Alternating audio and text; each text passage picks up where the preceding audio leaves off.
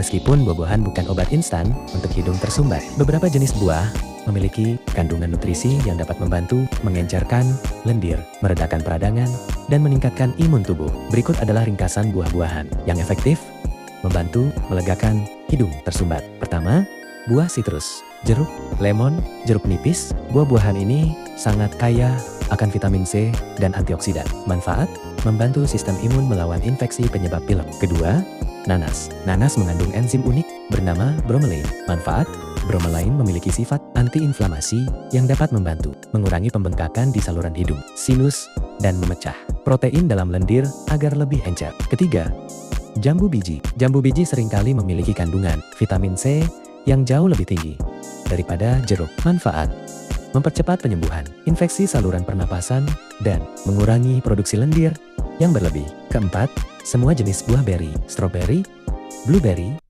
raspberry. Kelompok buah ini kaya akan antosianin. Manfaat: memiliki efek anti peradangan yang kuat untuk meredakan jaringan hidung yang membengkak, serta meningkatkan pertahanan tubuh. Kelima, tomat. Secara botani tomat adalah buah, dan ia kaya akan likopen serta vitamin C. Manfaat: membantu meredakan peradangan. Sup tomat hangat juga memberikan efek uap yang membantu membuka saluran hidung yang tersumbat.